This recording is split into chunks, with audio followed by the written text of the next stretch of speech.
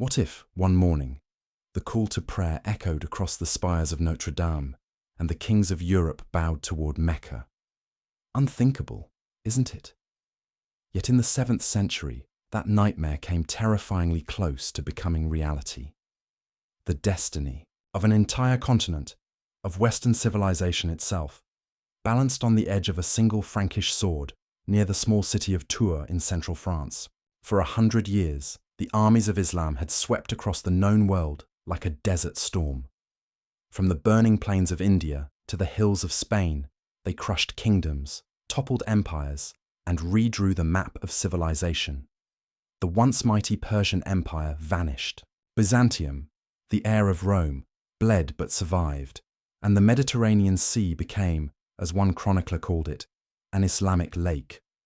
Now the caliph's banners moved north. At their head rode Abdur-Rahman al-Ghafiqi, governor of Al-Andalus, a man whose ambition matched the size of his army. Arab chronicles claimed he led 400,000 warriors, though modern historians place the number closer to 80,000. Still, it was an ocean of men, horsemen, archers, veterans hardened by endless conquest. Their target was the holy monastery of St. Martin of Tours, a treasure house glittering with gold, silver, and relics of Christendom. Standing in their way were just 30,000 Franks, led by a man as brutal as he was brilliant. Charles, Major of the Palace, a bastard child who would earn the name Martel, the Hammer. He was no saint, no chosen hero.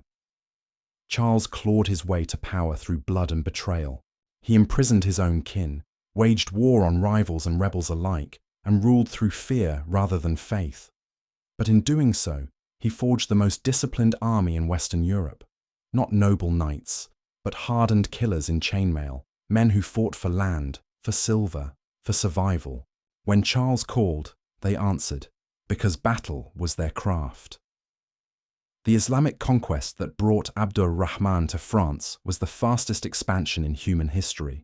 Within a century of the Prophet Muhammad's death, Muslim armies had conquered more land than Rome did in 500 years. They shattered Persia, humbled Byzantium, and swept across North Africa to the Atlantic. When Tariq ibn Ziyad crossed from Africa into Spain with only 7,000 warriors, he lit the torch of an empire. In just 3 years, the Visigothic kingdom, which had ruled Iberia for 3 centuries, collapsed. Its kings were slain, its nobles converted or enslaved, its churches turned into mosques. Latin faded, Arabic echoed in its streets. Christian children grew up reciting verses from the Quran. For Europe, it was a vision of the end. If Spain could fall in 3 years, how long could France stand? How long before the muezzin's voice called the faithful to prayer from the towers of Paris itself? Charles never imagined himself as Christendom's saviour. He was simply a man who refused to lose. 2 decades of constant war against Saxons, Bavarians, and rival Franks had honed his army into a wall of steel. He trained his men not as feudal soldiers, but as professionals, mercenaries loyal to gold and glory. Where others fought for honour, his men fought to win. Across the Pyrenees, Abdur-Rahman's army marched like a storm. Syrian and Yemeni cavalry armed with Damascus blades, Berber horsemen from Africa loosing arrows at full gallop, Slavic slaves and Arab veterans carrying the banners of the caliphate. They brought with them siege engines that had broken Persian walls and toppled Byzantine fortresses. Among them rode the Moorish riders, feared for their speed, their poisoned arrows, and the dark rumours that they devoured the hearts of their enemies. This was not merely an army. It was the momentum of a civilization that had never known defeat. But their faith was not their only weapon. They followed the scent of gold. The monasteries of Francia were overflowing with centuries of Christian wealth. St. Martin's alone, it was said, could fund a new army for decades. So, as the monks buried their treasures and fled north, 2 worlds prepared to collide. For 7 days in early October, the armies faced each other near Tours, silent, waiting. Charles positioned his men on high ground among the trees, forming a shield wall so dense that, as one Arab chronicler wrote, they stood like a block of ice, cold, unmoving, unyielding. Rain and fog rolled over the battlefield. The Franks, wrapped in fur and iron, endured the chill. The Muslims, born of sun and desert, shivered beneath wet armor and fading morale. With each day, their supplies dwindled. And finally, on a bleak October morning, Abdur-Rahman gave the order. The Moorish cavalry charged, and the battle for Europe began. The two armies stood locked in silence, the fog of October thick as breath from the mouths of men and horses. Across the valley, banners hung motionless. Abdur-Rahman's cavalry waited restlessly for the signal to charge, their armor glinting faintly under the grey sky.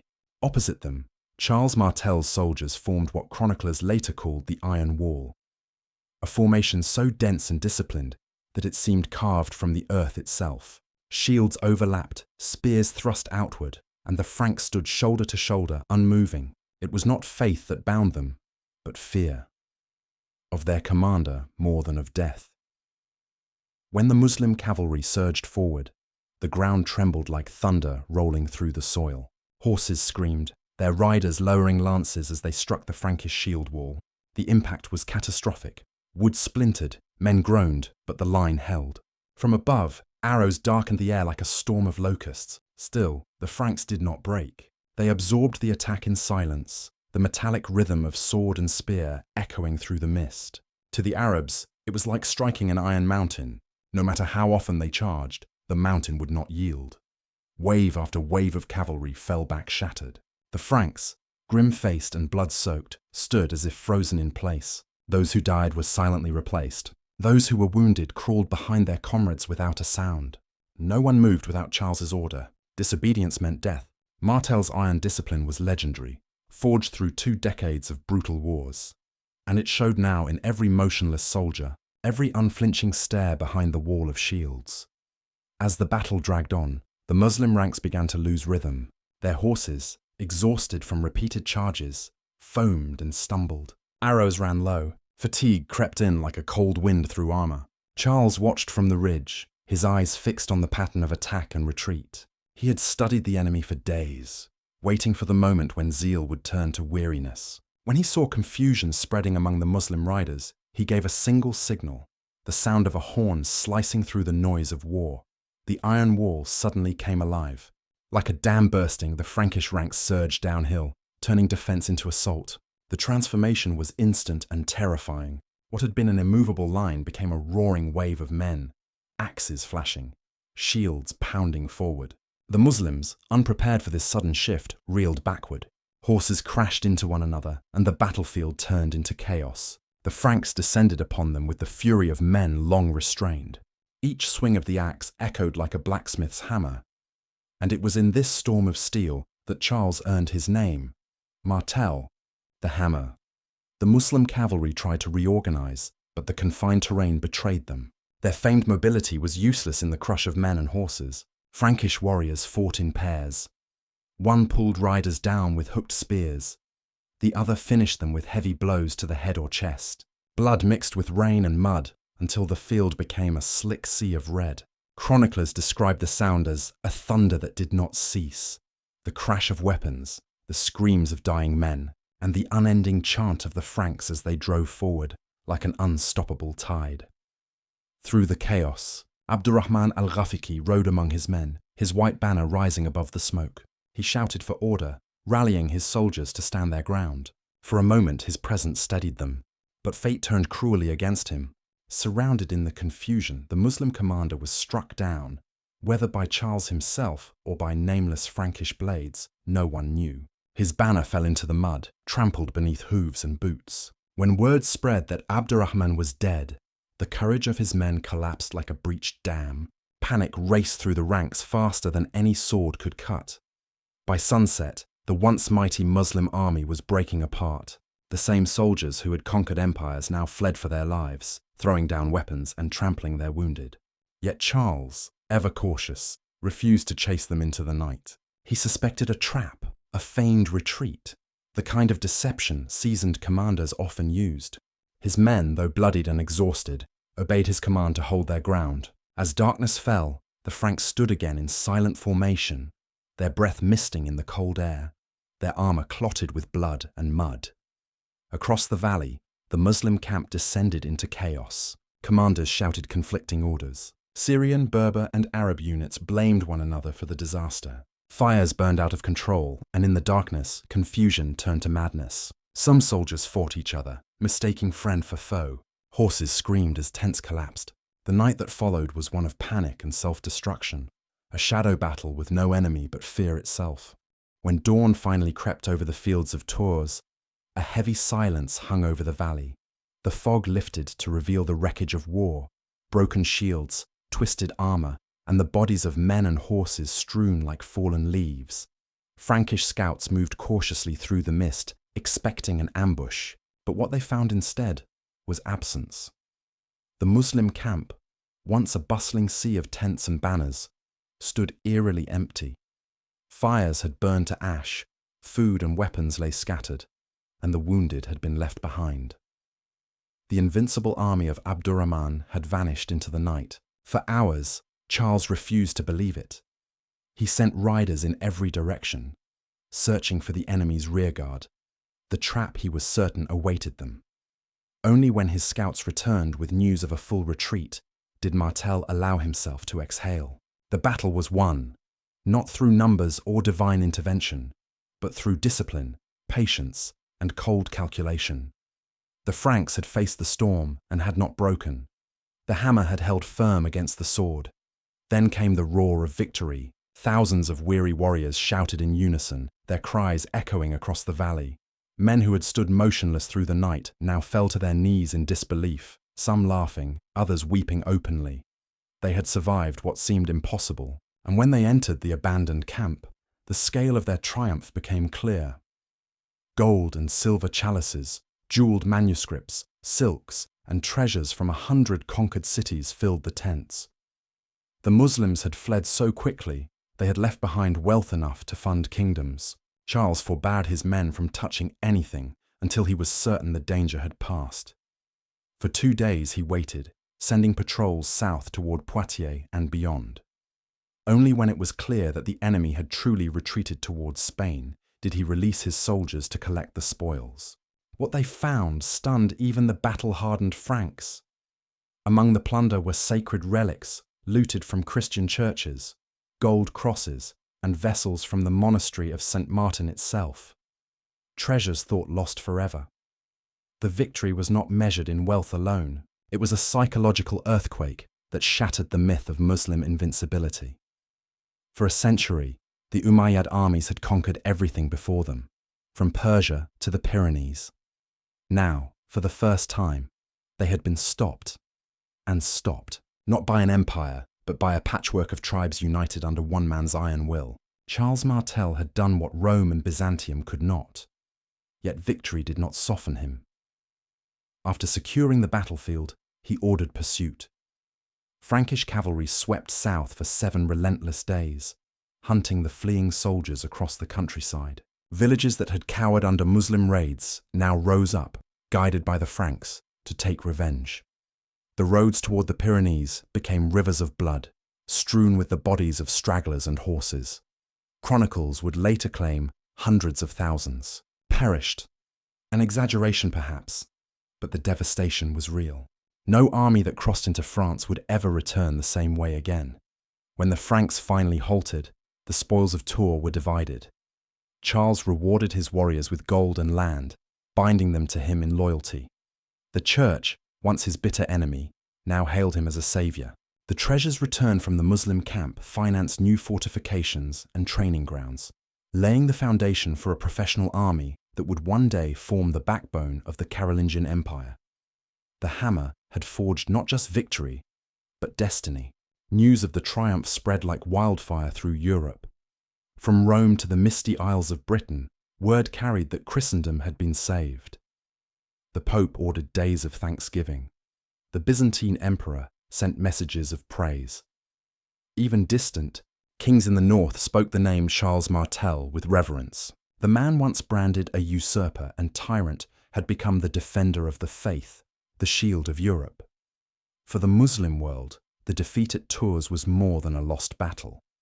It was the shattering of momentum. The governors of Al-Andalus turned inward, struggling to maintain control over a restless population. The dream of expanding Islam beyond the Pyrenees faded into memory.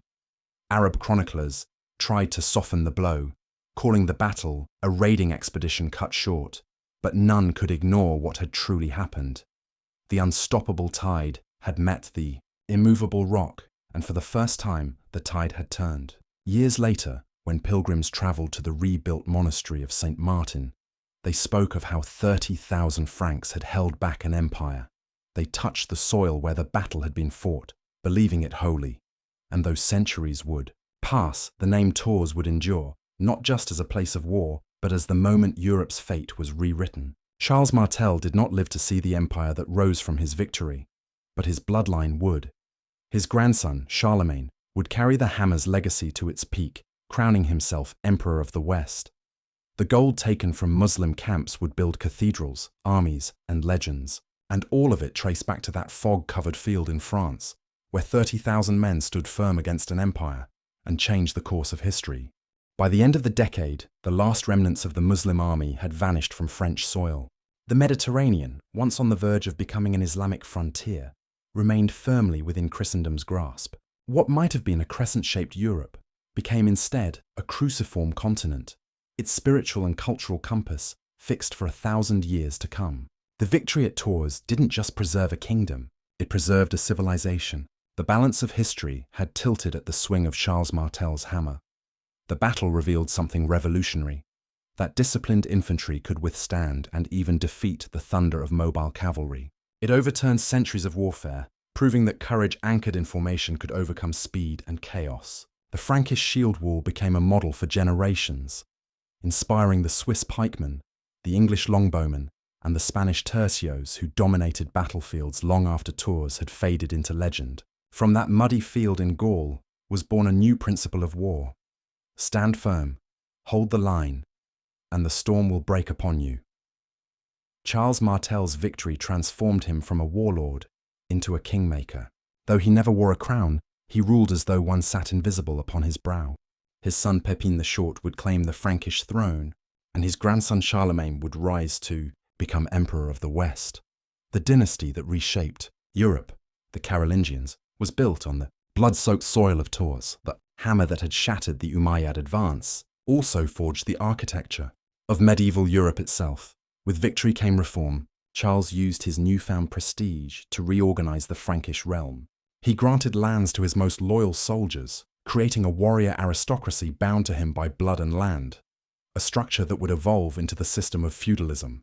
The professional cavalry that emerged from his armies, funded by gold seized from the Muslim camp, became the first generation of knights. Within a century, they would dominate Europe's wars, armoured heirs to the discipline born at Tours. For the Church, the transformation was no less miraculous. The same institution that had once despised Charles for his brutality now hailed him as Christendom's saviour. Monasteries claimed divine favour through connection to the battle. Churches rose in his honour. Though never canonised, Martel became a saint in spirit, the man whose hand God had guided when Europe's fate hung in the balance. Legends spread of angels descending upon the field, of the Virgin herself hovering above the Frankish lines. In the centuries that followed, these myths would justify an entire era of Christian holy wars. Indeed, when the Crusades began 3.5 centuries later, preachers evoked Tours as a divine example. As Charles the Hammer saved Europe, they proclaimed, so must we reclaim the Holy Land. The echo of that October victory carried across time, shaping not only armies but ideologies. A single battle had birthed a holy narrative, one that would drive millions to war for generations. Historians have long debated what might have happened if Abdur-Rahman had triumphed. Would Muslim banners have flown over Paris, perhaps even Rome? Would Europe have spoken Arabic, prayed toward Mecca, and studied under caliphs instead of kings? Arab records claim the invasion was meant only as a raid, yet history had shown that raids often became conquests. Spain itself had fallen the same way. What's certain is that without Tours, the cultural and spiritual identity of Europe, its languages, art, law, and faith, would have followed a radically different course. Modern archaeology confirms much of the battle's story. Excavations near Tours have uncovered weapon fragments, bones, and arrowheads buried deep in the earth, silent witnesses to the carnage. The sudden disappearance of Muslim coinage from French trade routes after the battle confirms the retreat's finality. Frankish weapons of the era show rapid evolution: longer spears, heavier axes, reinforced shields, all innovations shaped by this single encounter.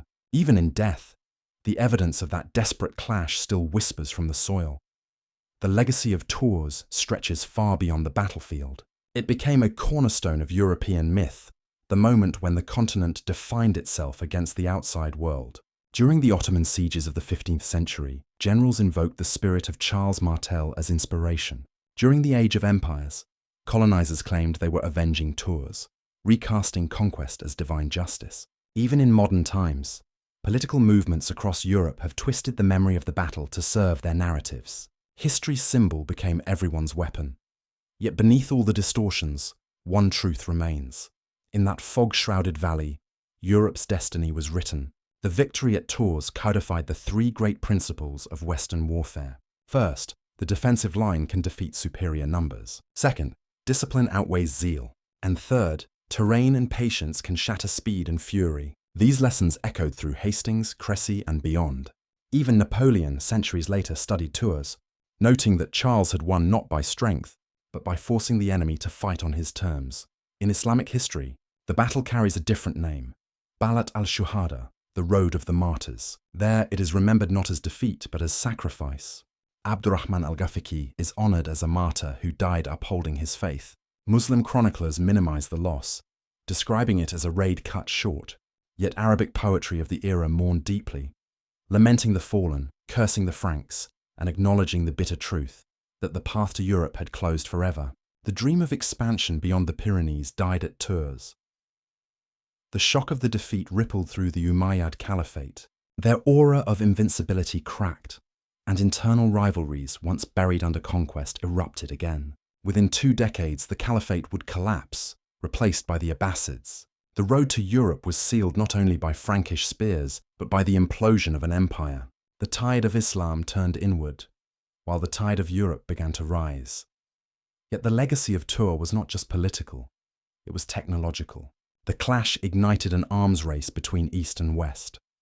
Muslim smiths began forging heavier armor to withstand Frankish axes, while European blacksmiths refined their ironwork to pierce Damascus steel. Shields were reshaped, weapons lengthened, tactics refined. From this crucible of conflict emerged the winged spear of the Franks, a symbol of evolving warfare. The West learned mobility from the East. The East learned endurance from the West. Civilization, as always, advanced through the art of survival. Even today, historians dispute the size of the armies that met at Tours. Arab sources speak of 400,000, a number impossible for the age. Frankish accounts claim 30,000 facing 80,000, still an exaggeration.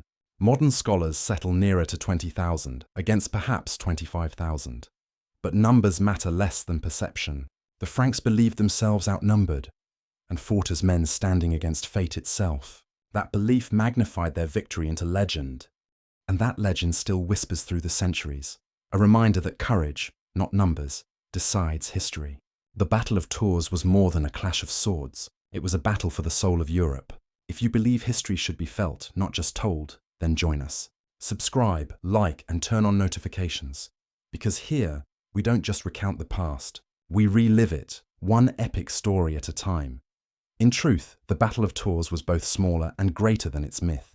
Smaller, because Muslim conquest was already slowing under its own weight. Greater, because it crystallized Europe's sense of identity, a civilization forged not by peace, but by survival. Charles Martel did not just win a battle. He set a pattern that would define the West's response to every invasion that followed, from Vikings to Mongols to Ottomans. The 30,000 Franks who stood that October day could not have known the weight of history resting on their shoulders. They fought for their land, their families, their faith, and in doing so, drew an invisible line that shaped the world to come. No further, their axes declared, and from that defiance was born the Europe we know. Sometimes the fate of civilizations truly does balance on the edge of a sword.